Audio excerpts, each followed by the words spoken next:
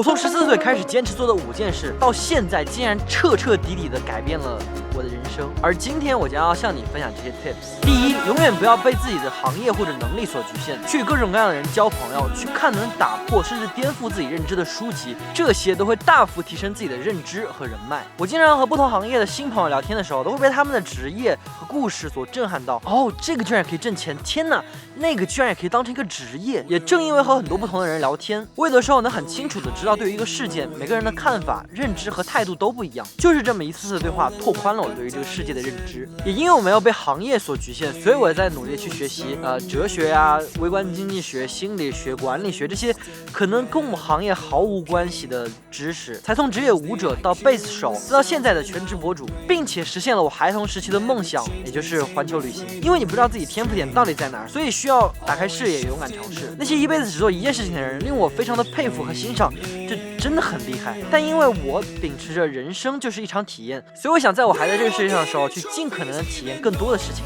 而不是被某一个标签所局限。这一点也是《有限与无限的游戏》和《能力陷阱》这2本书所带给我的知识。而正是因为我做的这些事情，让我认识来自各行各业的朋友，同样带给我了更多的合作的机会，我觉得还是很不错的。第2点，理清楚你的朋友圈管理系统。从14岁开始到现在21岁，近8年的时间，我都一直在坚持着去将自己的朋友圈好友进行分类。这有超多好处，因为在我旅行的时候，很喜欢认识新朋友，经常会有朋友加我的联系方式，我会备注哪一年哪一天在哪里认识。如果还能有具体的故事，我还会花几分钟去写下来。这样子，就算很久不联系，你忘记他是谁了，你们再联系，也可以通过这个备注知道他是谁，可以再更好的去叙旧，或者以此作为话题开始。再加上现在做自媒体，经常会有朋友加我的好友，所以说我都会编辑这么一段话放在我的收藏夹里面，然后他们一加我好友，可以直接点收藏夹，然后把这段话发出去。因为如果我不备注清楚，加我的人一旦多了起来，那我的微信可能就会乱成一团糟，你们谁是谁都会记不住。而且如果加好友不备注来意的，总会有一种自己在明处，然后那些不怀好意的人在暗处随时准备刺杀我这种感觉一样。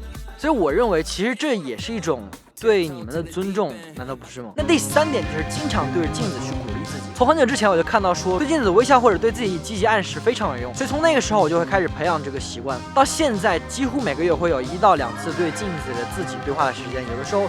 短的话可能就10分钟左右，但长的话可能有1个小时，因为感觉这是在和我自己的潜意识去对话。我会反思自己的状态，如果最近自己状态真的很不好，我可能还会扇自己1、2耳光。当然这很不健康，我并不倡导，也不建议这么去做。而且一旦没有动力，我都会说这么一句话：因为我是吴阳，所以我一定可以；因为我是吴阳，所以我一定可以。这句话一说就会说很多很多遍，直到看到我的眼里有那种火焰、有斗志的产生为止。哪怕没有镜子，我在空旷无人的路上也会对着自己说。我记得当时我从北京现代音乐学院辍学之后，有段时间很迷茫，当时我就在那个几平的很小的合租房里，在担心自己做事情做不好，我就一直对自己说这句话：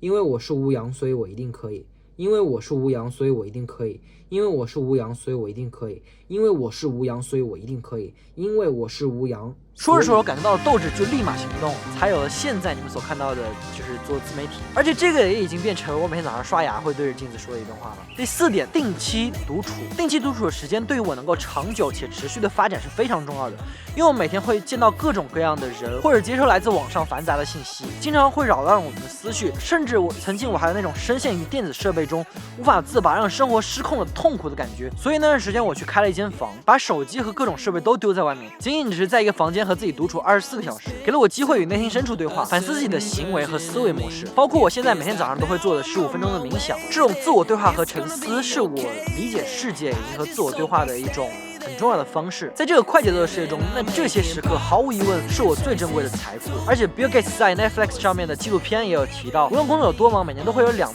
切断自己与外界连接的时候，然后每次时间大概是1周。第5点，持续且不间断的阅读，不管会不会忘记，忘记就忘记了嘛，因为我的目的是看更多的书，用这些知识来训练我的潜意识，我的潜意识一定会记住，而我的潜意识一定会去影响我的行为和我的思考。所以我没有刻意要求看书一定要达成什么目的，除非一些对外宣传的需要，否则我也不用1年看几十本几百本书这样虚荣的标准来去衡量自己阅读的质量。而其实经常阅读的人都能够知道，越是好的书反而看得越慢，对吧？而且通常好的书我至少都会看5遍以上，甚至带在包里，环球旅行、坐飞机或者排队的时候都会随时从包里拿出来看。如果要统计数量，那这种该怎么统计呢？1本书还是5本书？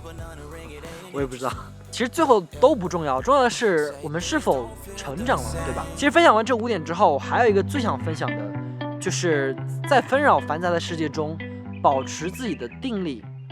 和独立思考，这也是我最近悟到的很重要的一个事情。网络上有各种各样的博主在分享他们的观点，你去看的时候会觉得每个人都说的很有道理。有意思的点在于，你在1月份听到一个博主说做这个事情会对你很好，你觉得很有道理，然后你去照做。但在9月份，你又听到另一个博主说做这个事情不好或者怎么样，然后你觉得也很有道理，然后你又去按照那个博主说的去做。所以这样下来，其实你在过去的那么几个月里坚持那个事情，其实是可以说是白费了努力。你会发现你逐渐失去了自己的思考，或者说批判性思维或者主观意识，失去了一个我们称之为定力的东西。所以我们应该带着批判性思维去审视网络上的这些观点，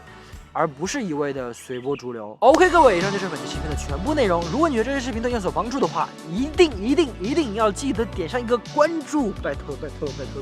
同时还有点赞和收藏，这都会对我频道成长会有非常大的帮助。你也可以分享到你的朋友圈，也可以帮助到更多的人。我是人人5吴阳，一位00后会来接我的环球梦想家。我的主页也有非常多有意思的内容，你一定会感兴趣，所以说可以去看看。那么我们下期视频再见 ，I will not let you down。